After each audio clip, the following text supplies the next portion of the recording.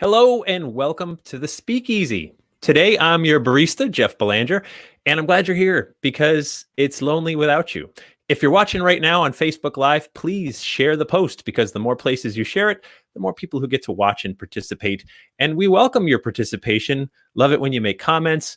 Tell us where you're watching from. Tell us what you're drinking, what you're doing, how you're doing.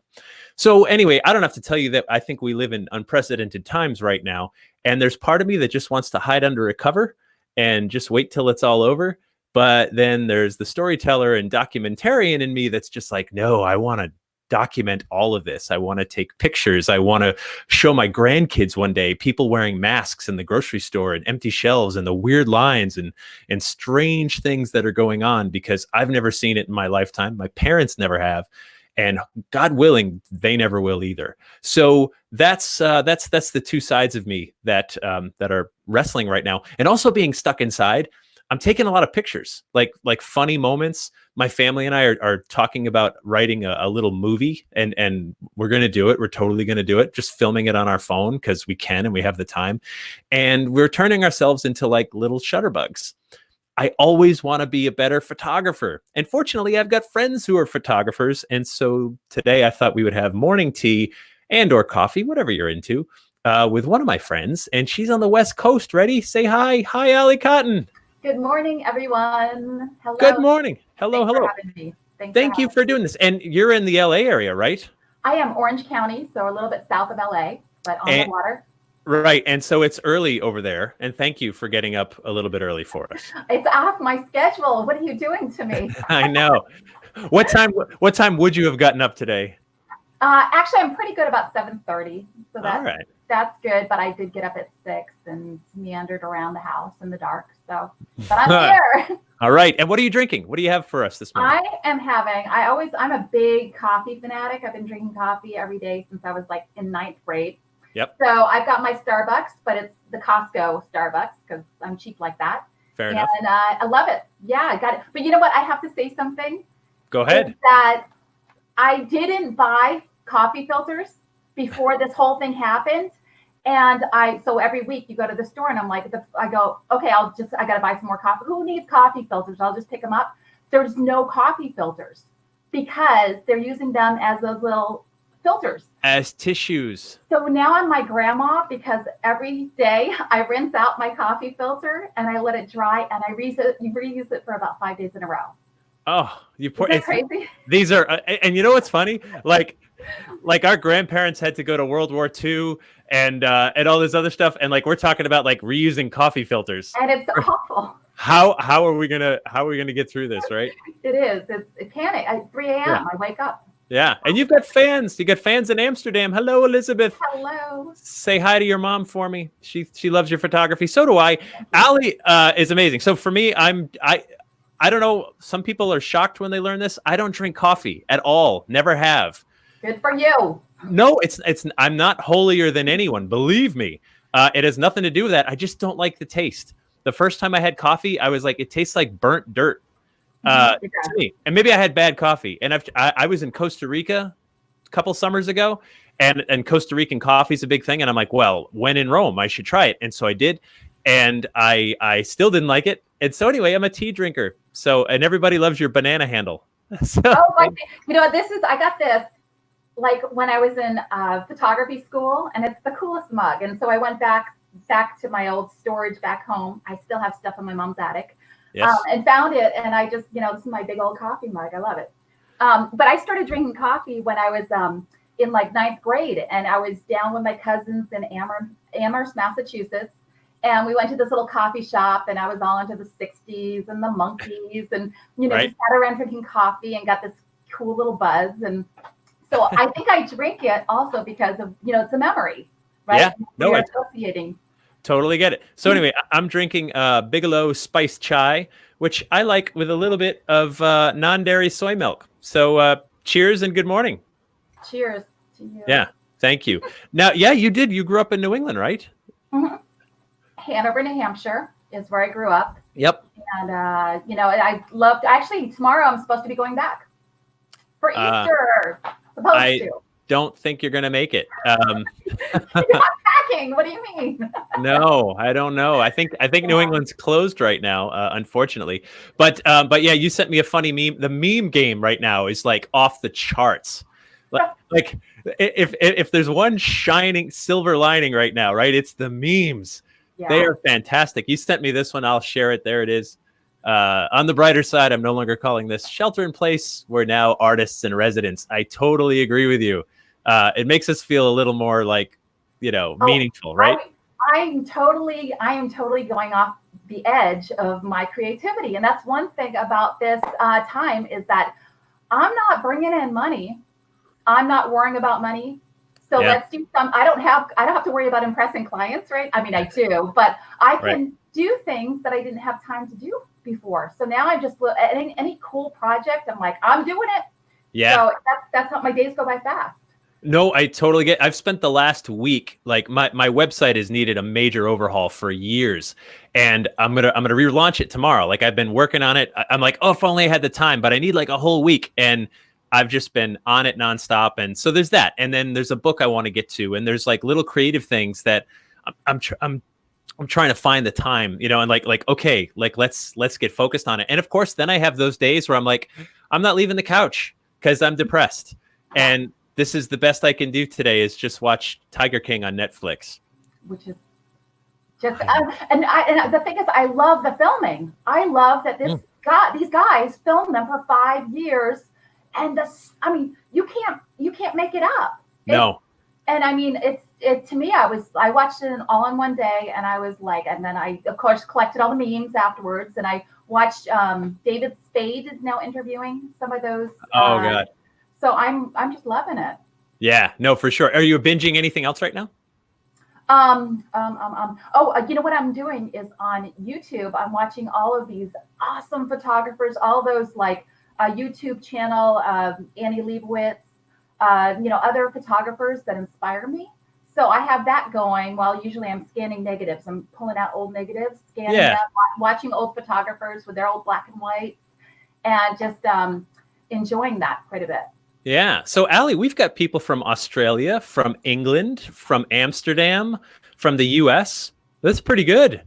All right. So I want to show a couple of your photos, and we're going to talk about this YouTube series that you've started, Behind the Image. So, Allie, if you follow her on Instagram, and you should if you don't, whoops, hold on. Not that. We do what we got. There it is. So follow Allie on Instagram or on Facebook. She's posting these awesome photos that she does.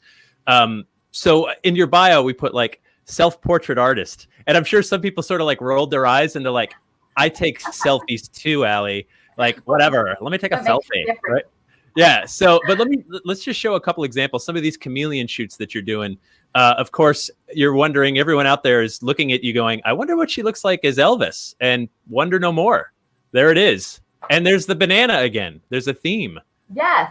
And this is, usually it starts with, my images start with a prop or a costume or a location. Wait, I got it. Peanut butter and banana fried sandwiches. I just got it. Oh my, I missed that. Okay, sorry. Go on. And those are real bananas we have growing in our backyard. So I found this Elvis costume at a used clothing store a couple years ago, and I thought, oh my God, this is the most amazing find.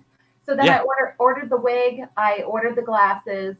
At that point, when the bananas started coming out in the backyard, I'm like, oh, well, this is it. So, my husband and my son hate the come out with wigs on, and they roll their eyes, and they're like, you're not posting that, are you? Heck yeah. Yeah. So it was really fun. I'm transforming myself into these characters and creating an image that tells a story. And I take myself out of the person, and I just have a blast with it. So here's another one. Of course, there's a bunny there, and Easter's coming. And this is not really an homage to Easter, right? This is something else. Yes, and actually, I just posted a Behind the Image on my YouTube channel talking about this, but I'll give you guys a sneak preview. If you ever see Carol Burnett at the old shows, there's always this one sketch with Tim Conway and Carol Burnett. She's Mrs. Wiggins, and she's the most annoying secretary a guy could have, a grumpy old guy could have. And this developed actually finding these. That I saw the way the Easter bunny head, Mhm. a couple Easters ago, and then I just I find props and I just develop the storyline in my mind. And then when I get there, sometimes it's something that just happens as I'm creating it, and I'm like, oh yeah, this is so it's really it's a fun way to storytell. Totally. Okay, so this one, I actually have a question. What bridge is that? It's in Enfield, New Hampshire, and Okay. I forgot the name of the bridge. But All right. I just took this in January because I went out in January to New Hampshire to visit my mother, and we don't have snow out here. So my big thing was packing my bag up with about 8 wigs and jewelry. That's what I usually bring, and some costumes, like some dresses. But I found this purple jacket and the tea set at a used clothing store. I mean, a used shop. Listen, and Yep. I'm like, okay, I really want to incorporate the bridge in one of my images. Yeah. So it just snowed, and my poor mom's sitting in the car with the engine running. I got this big old lavender.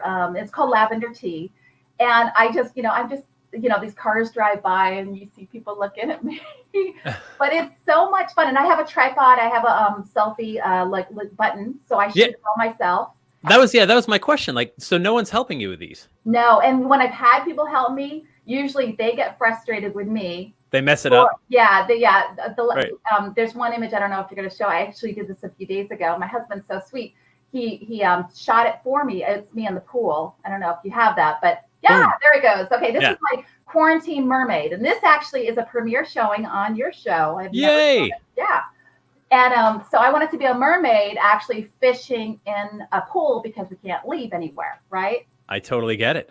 And I found this frozen fish in my in our freezer, and I said, I don't want it in there anymore. But wait, so you have whole fish in your freezer? Normally we don't. My husband fishes, and so, okay, hold on, Allie. We got to pause here. Okay. When one catches a fish, generally one cleans it, and you might freeze the meat. I get that, but you don't put the whole damn thing in there, do you? That's the mystery of this fish too. Is I noticed it in the door. So you open up the freezer in the garage because everyone has a freezer in the garage. Yeah. And there's this fish in there, frozen. Poor little guy. So I was like, we got to get rid of it because this is gross.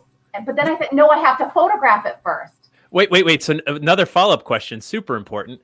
Did he reanimate after being frozen? Did he start like wiggling around in the water and like?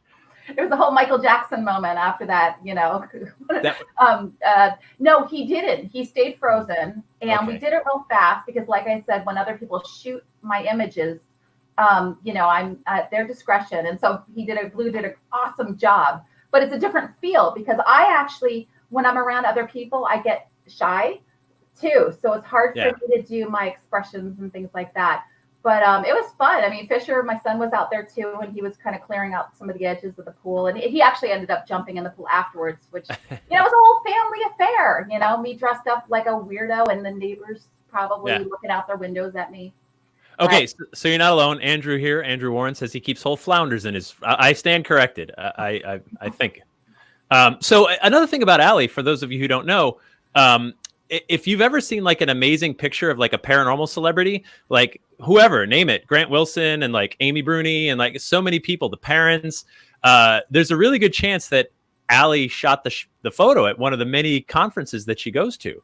And so these people, you see the little Allie in the corner. You've been seeing that on some of these various photos. See the little Allie thing there in the corner? When you see that, those are her shots. And so many of us have been using your shots for promotion or social media or whatever. So I thought it'd be kind of cool to like meet the person behind the photography. And I totally get it. Even though I'm used to being on stage in front of an audience, I'm used to doing camera work and whatever. As soon as someone says like, okay, Jeff, it's just you and me and this camera, right? Yeah. Like there's something where you're like, oh, even if it's a friend, you're like, what do I do? Is there, right? How do you, it's a real art to look natural when it's the most unnatural thing on earth. Yep. How do you get someone comfortable when they're in front of you? You know what? I don't know. Just say it. It's alcohol. Pretty much. Well, I guess I get excited for it, and I kind of talk to them about my ideas. Yeah. And so it's a collaboration. So therefore, it's kind of gets their guard down, And then I'm one of the ones that I'll show them on the back of the camera and say, see, this is what I like about this. This is, let's do a few more. Let's switch it up. This is why you look good like this, because you're, this one's a little bit better. So they're not feeling like locked out of it. They're not, it's together. We're working on this thing together. And so that's what I love. And I love that between one image and another, it could just be one little sparkle in someone's eye that you go, that's the shot. Yeah. It's so close, but you analyze it and you find the best one. And thank God for digital, because the very few times I have posed for photographers for any sort of publicity shot, generally you take like 200 and there's 3 that might be okay. And that's not their fault at all. Like, I get it. Like, you're just like, you're trying your best and all that. So, okay. So, Carl has a great question, because Carl's been watching. How many wigs do you have? All right. My husband's listening now. So no, not only that, he's in there. Oh, there he is. Okay, Blue. I have, don't tell Blue, go like this, Blue. Okay. He's gone. I have over 100 wigs. 100? Yeah, I counted them. And I actually I'm turning into my grandmother, right? So it was last fall that I had them kind of stuffed, and I put them in, I wash them, and they're actually used wigs, which is really scary. They're from Halloween time at the Savers store, right? Yeah, sure. Yeah. So they collect the wigs all year long. They wait till Halloween time in September. I come in and I buy them out, so no one else gets the wigs. Oh, good. So wait, so you were hoarding long before it was cool to hoard. Blue, right? I don't hoard. I don't hoard. No, I don't hoard. Of course not. Okay, yes, but what I do is I wash the wigs really, really well. I let them dry. I comb them out. And I put them in plastic bags. I write what they look like on the bag. I number them. And actually, I spent a few nights going through and photographing myself in every wig. Right. Taking the photos, putting them in a little book. And therefore, I have my Bible of wigs. So, and then I put all the wigs up in a couple bags of like luggage bags in the attic. Mm-hmm. So they're out of the way. But when I want one, I go to my little library. It's my Dewey Decimal System of wigs. Right. And I can choose out my ones I want to use. So when you need a blue one to be a mermaid in a swimming pool catching a reanimated fish, you're ready to go. Yeah. Yeah. Really. And do you trim them up? Do you change them? Do you? Just by pulling them. Like if it's a long hairdo, I might pull them back. But usually they have so much character on their own, and I have so many, and and then it's really fun. It's a fun little collection. Look at you, got your fans here. Ryan says best photographer on the planet, and you're not wearing a wig now. This is your natural hair, right? You know what? I actually so because of this thing about staying home all the time, I was pretty smart. Like in early February, I went out and just bought 2 hair colors because I just color my hair myself. What? So 2 weeks ago, you heard it here. Yeah, I know. All the hairdressers, don't kill me. So last night at 10 o'clock, I thought, you know what? So I'm drinking a little wine, and I'm coloring my hair. Right. Where I'll post. And I'm thinking, if it doesn't look good, I'm gonna look really Wait, hold on. You had the coloring nearby just in case you had to grab it. Because in case conversation went back to the coffee filters. Right. If you don't use one of these gloves. Oh, use genius. them at the store. They're if you don't use them, I use the little comb to comb the color through. No, so I totally get it. One of those grandma things. No, that's awesome. All right, so talk about like these weird times. First of all, how's your life? How are you and your family coping with this? I know you're out of work like me. Like we're trying to do our own creative stuff, but like, what's your day-to-day like? We actually, so it's my Blue, Fisher, and I all are together with our little dog, and we are getting along great. Good. It's every family has I feel for Fisher, who's 13, that yesterday we got a notice from the school that there's no more school for the rest of this year through June. So it's the emotional, you think of what they're going through. So whenever, we bunk heads like that, you realize we're all going through our own issues, as right. Together and separate. But we are doing well. We've got a schedule that we do our meals on. Fisher does school great. They've got an online classroom. And then I start doing some work on my artwork. Blue's doing stuff with his imagery and keeping up the outside of the house and working on his fishing stuff. Right. And then we're also trying to reach out to clients too and just check on them and say hello. Things, try to do something to work with the community a little bit. Like we've got some friends who should stay in their homes and just saying, hey, can we get you anything at the store while we go? Trying to reach out. Yeah, no, I totally get it. And it's great. It's great that everybody's still getting along. Yeah, that's my daughter's 13. So like, I totally feel your pain. And yeah, you're just like, okay, this never happened in your young life. Yeah. And that lack of routine just shakes everything up for all of us, right? I mean, as much as we might complain about like, wow, I got this like 12-hour job I got to do, and it's going to be a long day. Wouldn't you kill for a 12-hour day tomorrow? Wouldn't you be like, oh, please? Yes. Please. Well, I have to dress up too. I mean, I dress up every day for my shoots, but I was like, get up at 6 a.m., act like I'm going to go off to do a corporate job. It was actually felt really good. Right. Yeah. And that's the thing too, is I think that people need to, unless you have to be safe, you have to, pray for all those people who are catching it. And that I don't know if I was sick in February, and I had a lot of the symptoms, and Fisher and Blue were all sick, and it lasted a while. So in my mind, I'm thinking if I did have a light case of it, damn, that was nasty. And it was hard. If I had just a cold, that too. But you think about the ones who aren't making it, who are dealing with that. But then also you think about that you have this extra time to do anything you want. I actually sleep better because I'm not waking up at 3 a.m. wondering how to pay the mortgage, because, the mortgage companies are helping us out for a couple months.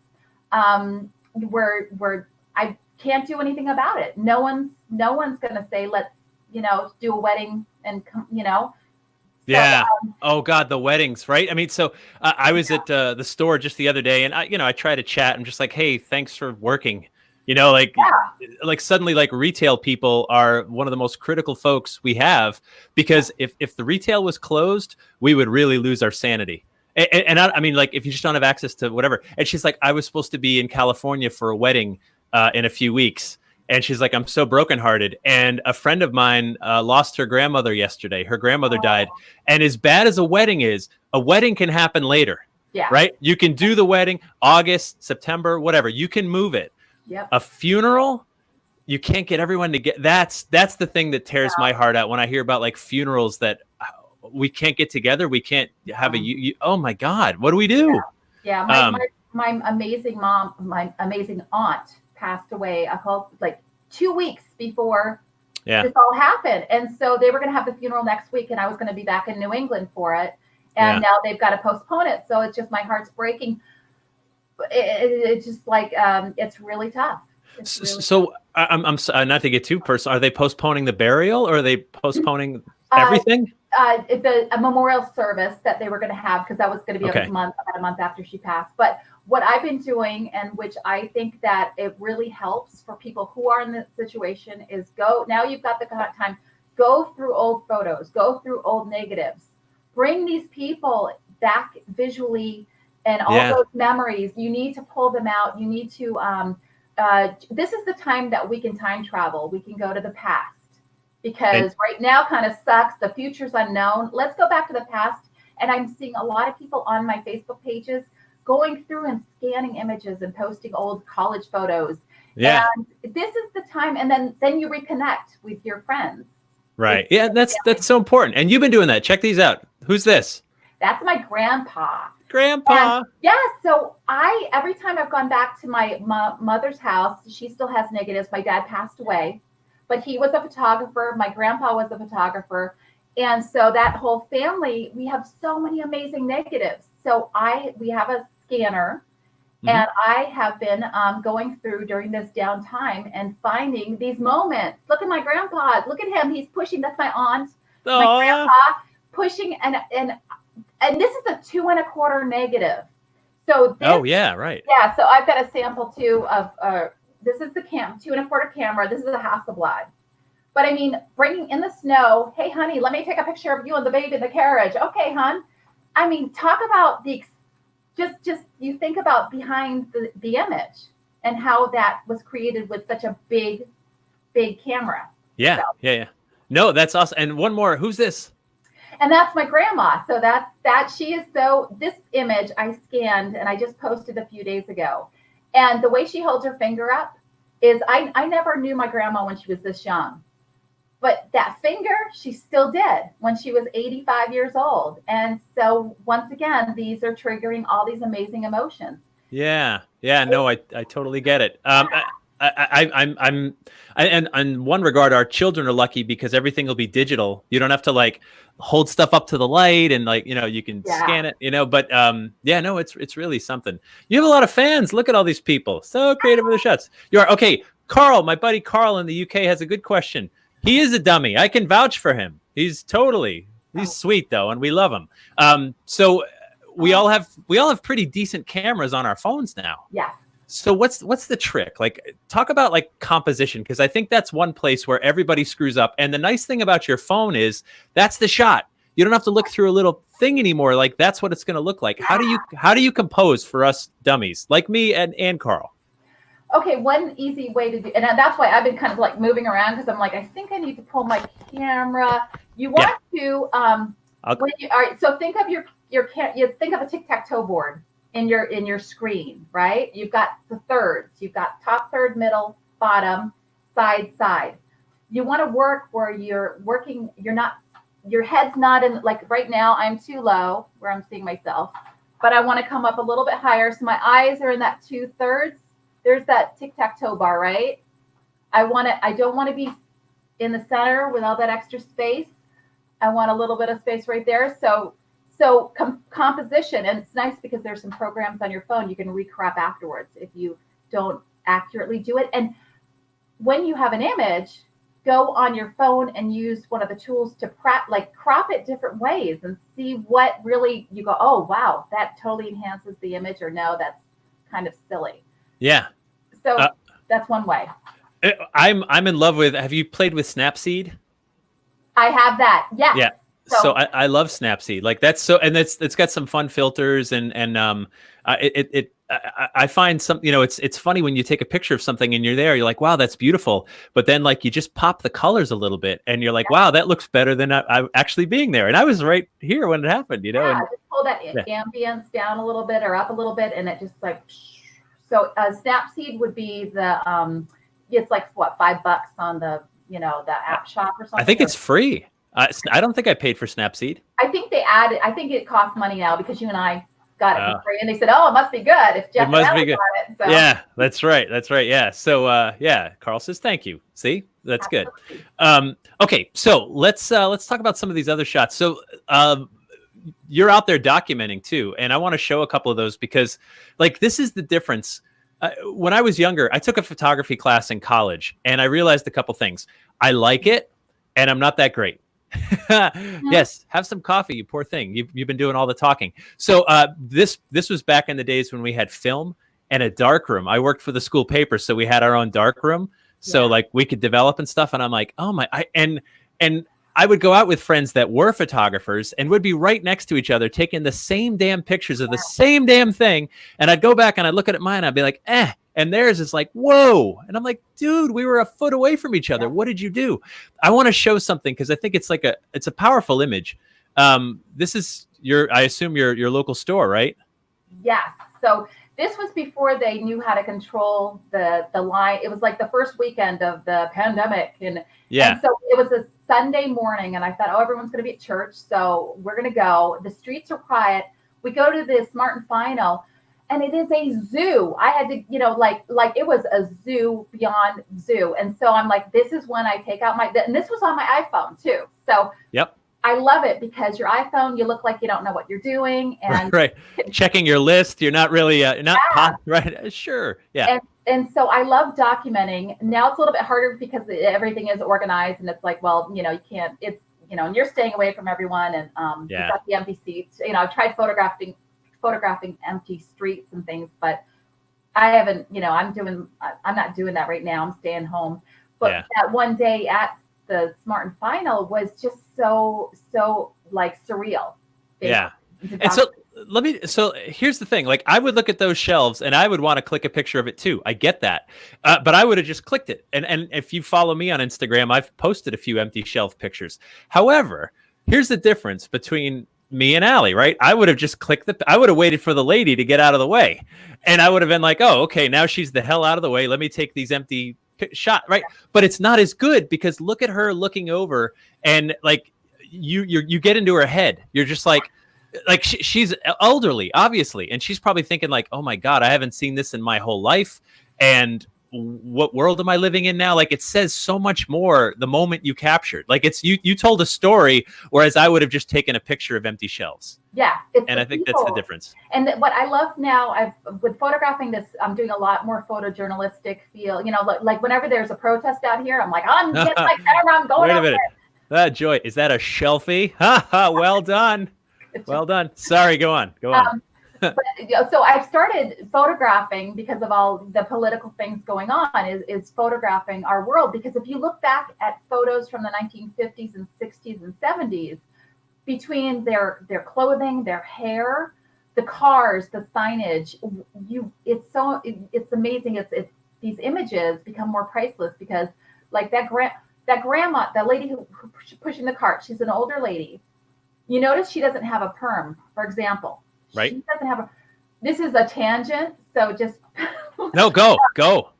Older ladies aren't doing perms anymore. So think of all those photos of all those ladies have the perms, your grandmas.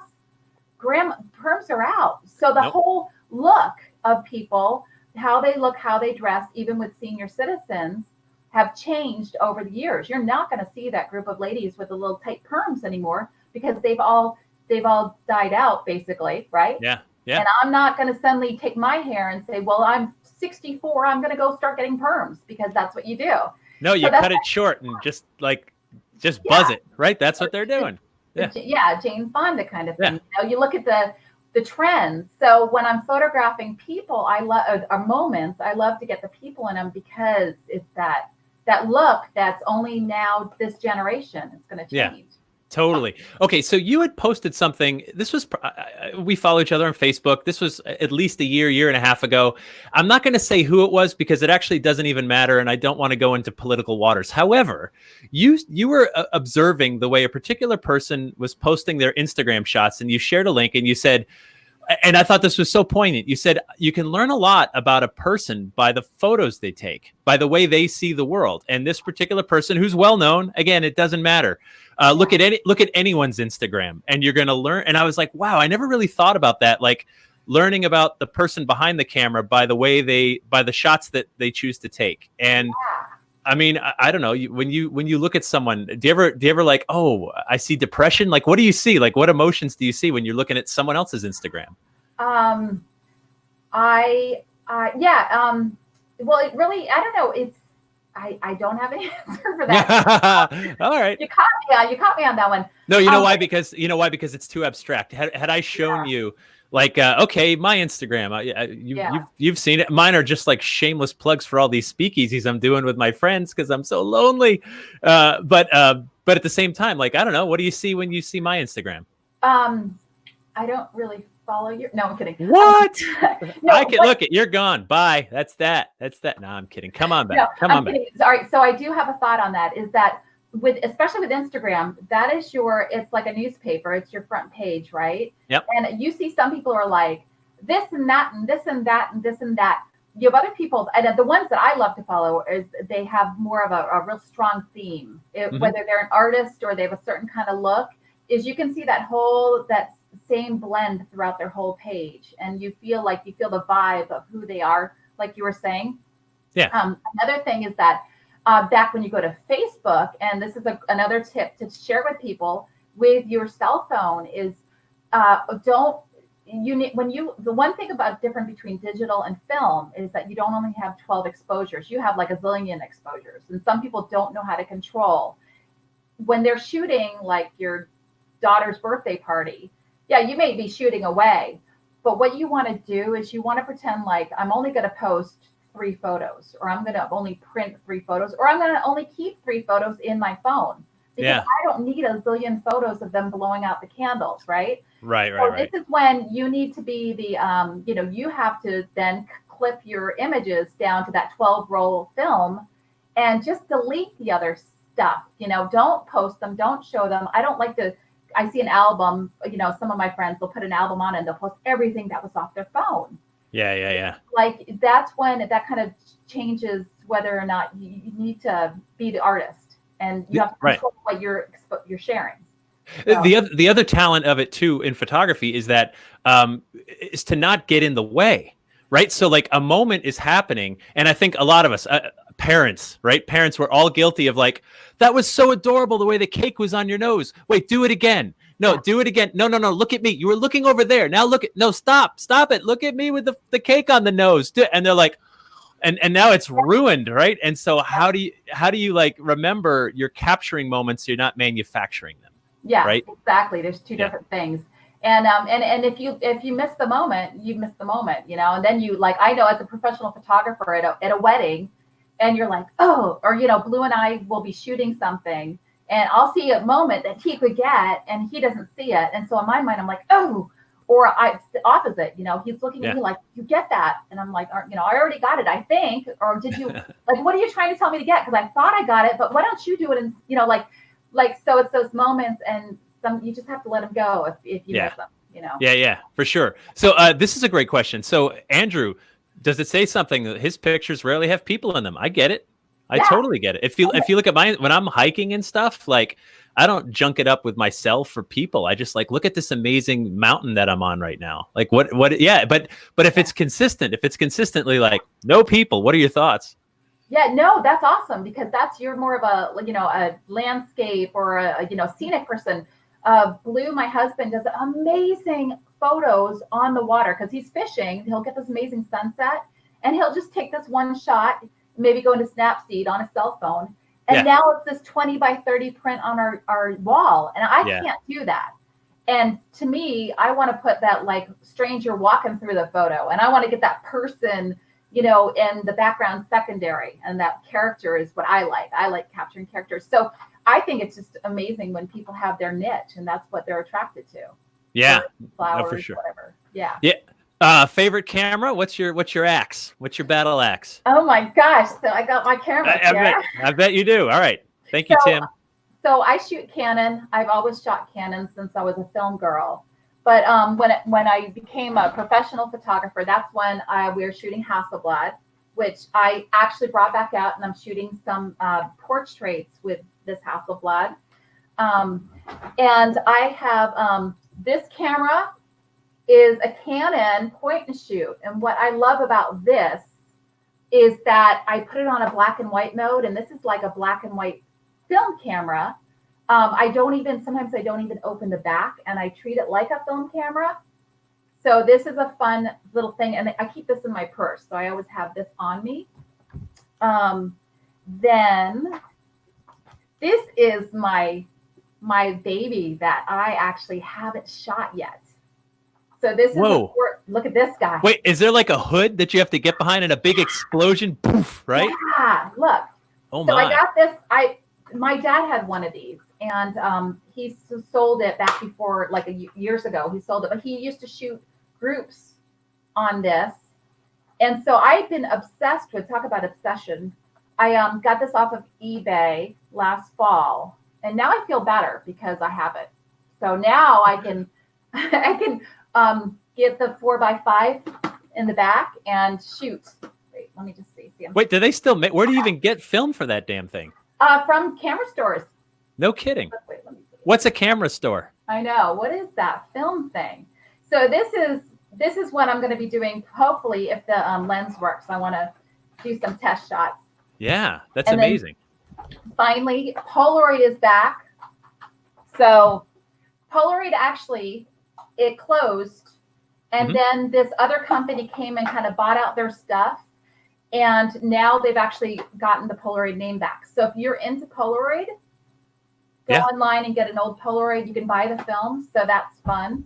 If you've been watching Ghost Adventures, the guys use a lot of Polaroid now and taking pictures around. So yeah, because it's coming back. Yeah. And then this is an older Polaroid, which is fun. I have old film for it. You can't get the film anymore, but this is, so I love film. I love cameras. I like black and white. I do love everything. Eric, my buddy, he's a photog himself. Difference between shooting film and digital. What's pros and cons? You gotta So this is the big thing to think about is, I love this saying, film, you embrace the flaws. Digital, you clean the flaws up, like digital, right. Like you were saying, you want to look so good in the photos. So you retouch them and you do your magic. Film, you go, wow, look at I don't want to change it. This is the moment. Yeah. So I like that difference between the two of them. Film, it takes everything slower. You're more disconnected with your sitter when you're using a camera and you have to look down into the camera.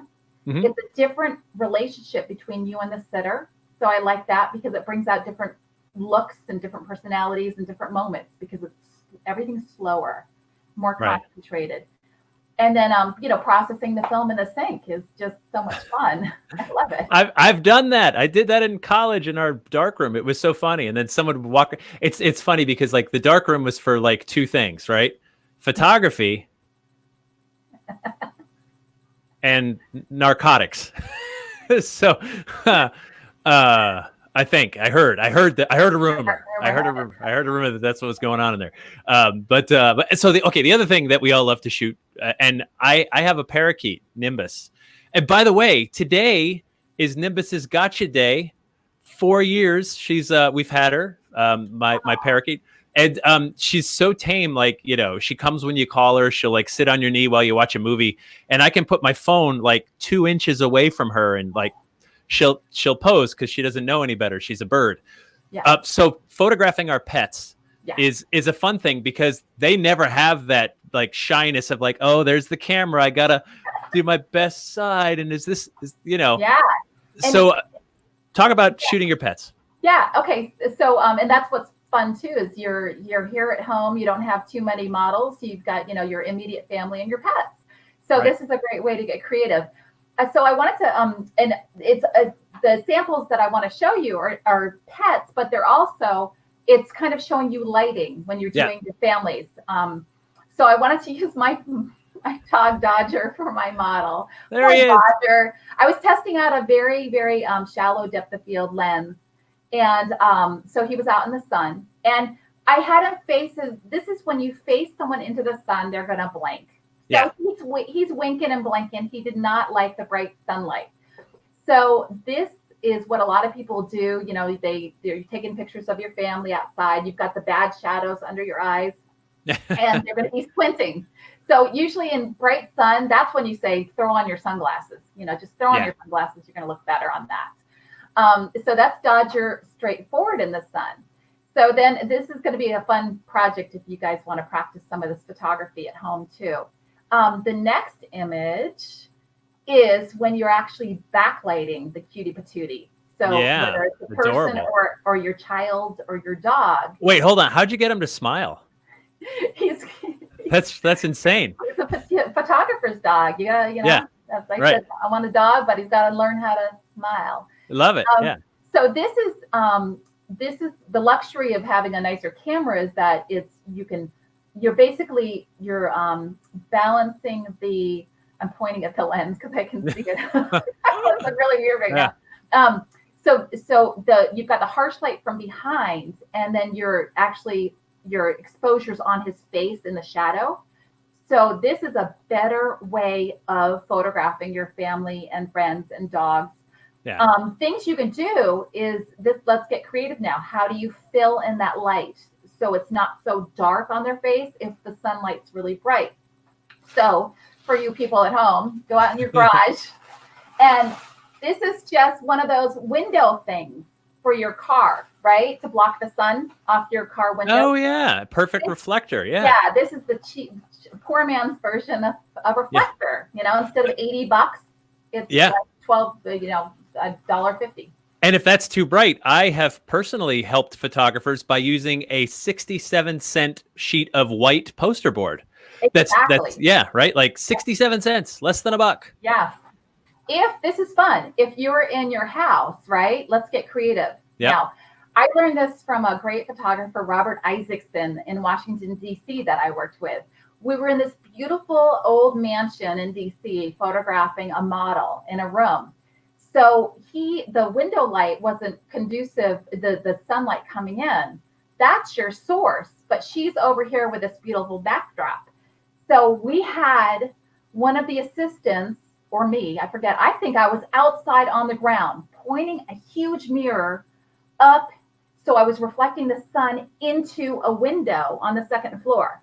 Someone was in the second floor and they had another mirror and they were shining the mirror sunlight onto our model, our bride, over in the corner.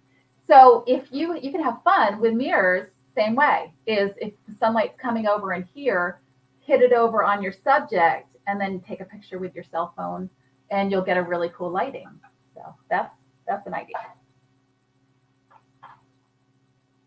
And this is open shade, or this is when you're looking at a doorway entrance. So the best lighting is that soft lighting that's coming in, that if you're in front of a window like I am right now, or you're in your open doorway, that's when you pull your family to that doorway and you can get a nice soft lighting that they're going to like a lot better on their faces.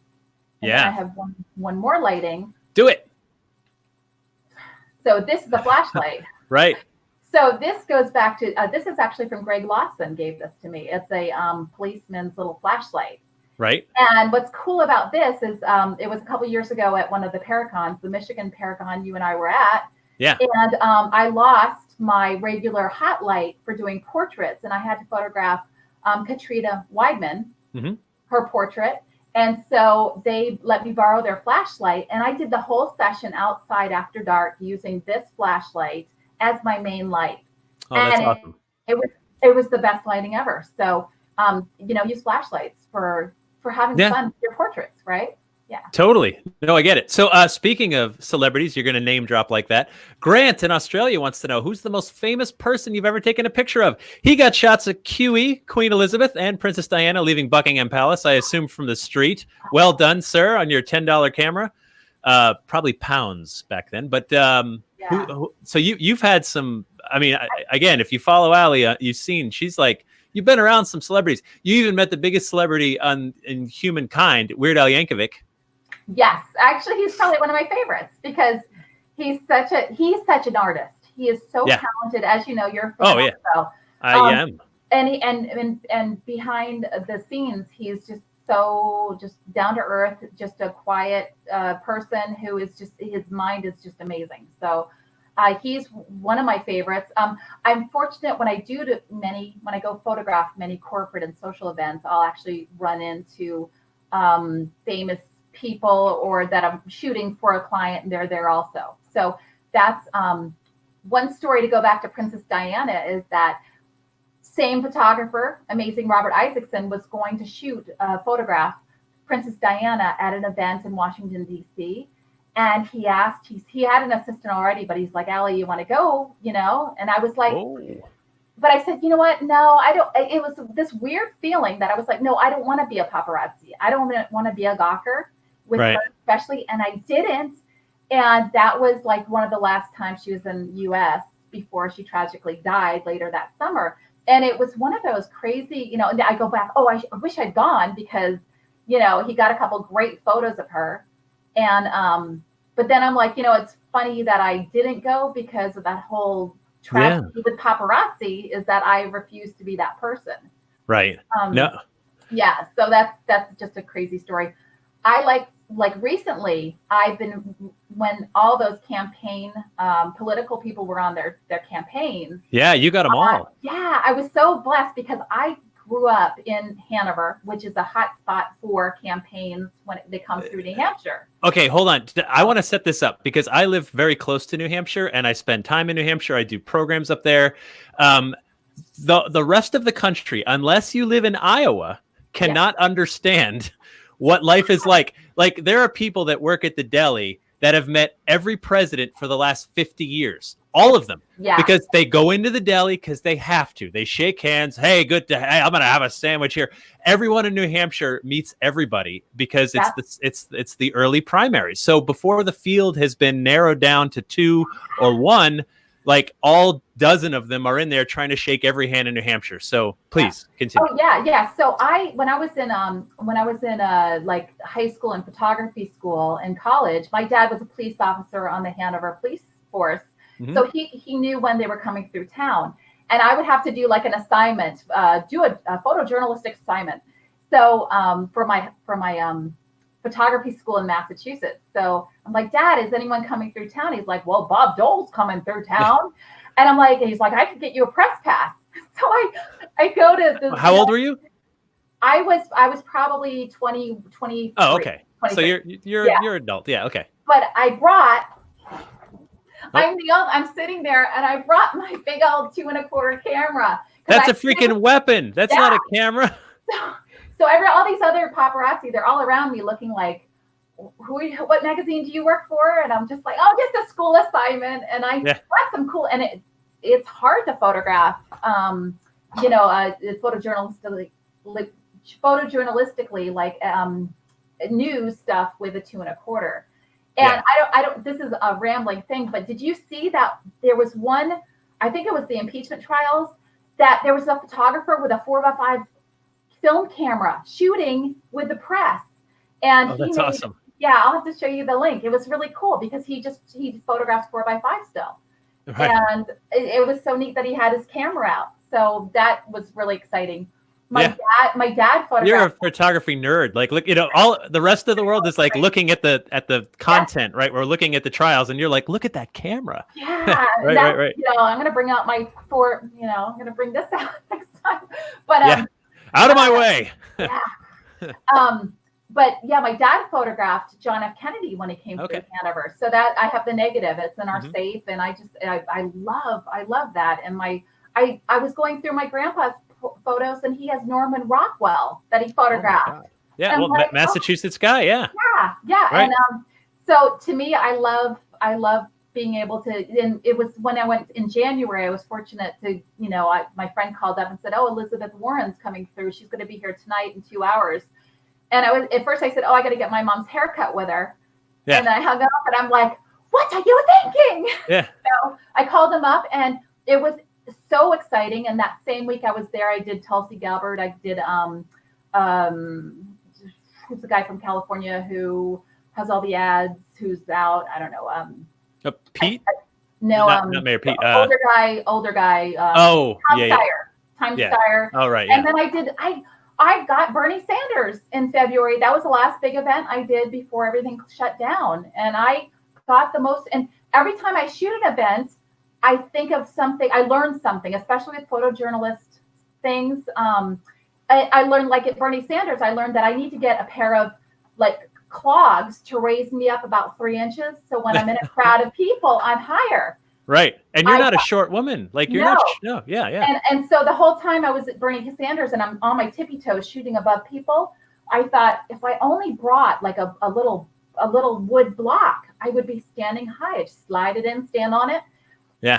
So a week later, I went to the used clothing store and I got these awesome these tall shoes. Yeah. So I was all ready to wear those for Pete Buttigieg, and then his thing in San Diego got canceled. So that's how my mind works. And being a photographer, you actually had the opportunity to steal a French fry from Elizabeth Warren. I did, and that was exciting. So there's a picture of Allie. Allie, and you're with a friend, I guess, and you're at this bench, like picture like a bench in a restaurant, and Elizabeth Warren is eating, and you're reaching over and stealing one of her French fries, which had things gone a different way, and she was elected president, you probably would have been shot. Yeah, and you look at those moments, and that's when you go, I really want them to be president because I have a photo with them. Right. And now you're just like, Pete who, or Tom Steyer who, I don't know. But, I love my Bob Dole pictures, and I love, Captain Kangaroo that I photographed. He was, that's amazing. Like amazing to get that. Yeah, it's so fun. Like photography today, it's so fascinating. I've learned about it from, I've got friends who are great still photographers, and I've got friends who are amazing videographers working on different TV productions. And a lot of TV productions now are shot with cameras that look like still photo cameras. Yep. Like the kind you're using and stuff like that. And one neat trick that I've seen used many times that I might get in trouble for giving this away. So sometimes if you're filming a show and you want an exterior shot of a building, you sometimes need permits to get those shots. So what you do is you have an assistant or someone like me stand in front of the building, like off to the side. Yeah. And then the photographer is like, okay, Jeff, get ready. And I'm not in the shot at all. Right. Oh, yeah. And they're just filming. They're getting that B-roll shot they need. And I'm just standing there like, did you take the picture yet? Knowing like I'm not even in it. All right, here's one more. Yeah. What I do is when I'm photographing people with my long lens, right? Yeah. So I've got my long lens in a crowd and I'm doing my photojournalistic stuff.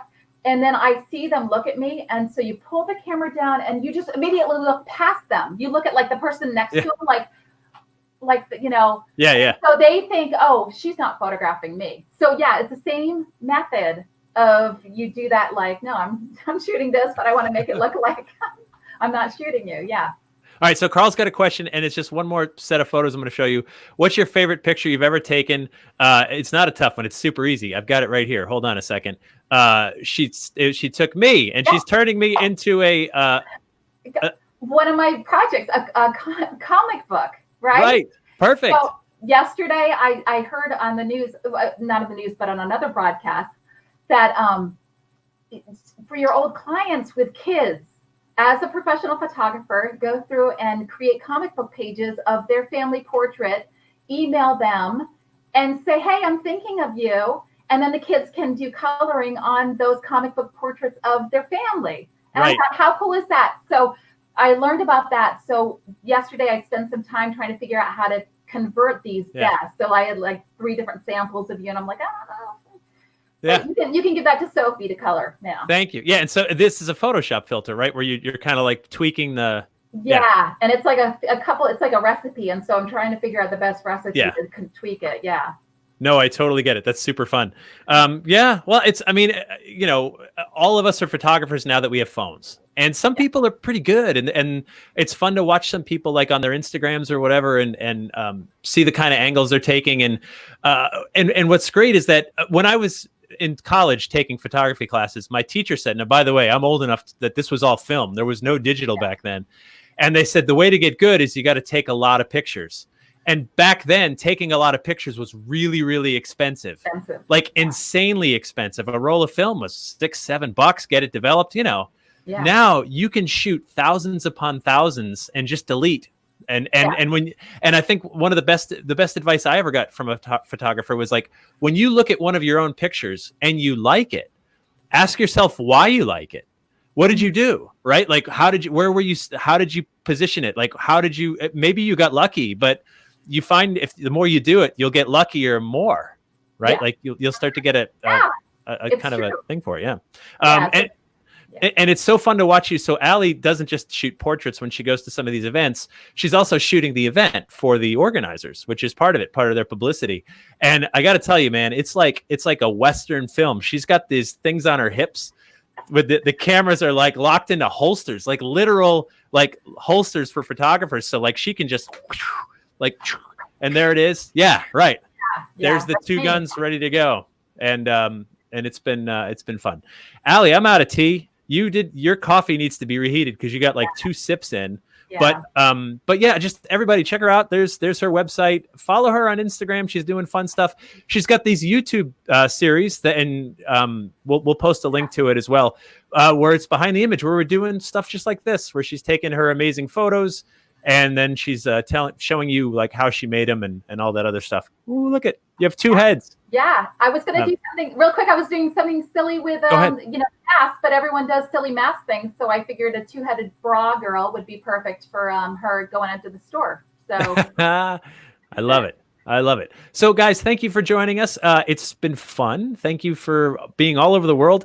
I'm going to keep doing these because they're a lot of fun and I really enjoy them. And so thank you, Allie. It's great to catch up with you because like you're one of those people that we say hi for a few minutes at like events where we see each other, but you're busy and I'm busy. And so it's cool to like just sit and chat with you. So I really appreciate it. Thanks. Yeah. So tomorrow night, Allie, if you're not doing anything, Josh Gates, Dave Schrader, and I are going to get blotto at 5 p.m. West Coast time, 8 p.m. East Coast time. So if you want to have a drink with us, that ought to be the end of all of our careers, I imagine. If all goes well. And I'm going to keep doing these because they're fun and I like talking to people. And so anyway, if you folks want to send a tip your barista. I accept tips at Venmo. There it is. And I just appreciate you catching up, Allie, and talking to you. And I'm glad your family's well. I'm glad you're finding creative things to do and everybody else. So until next time, everyone, take it easy.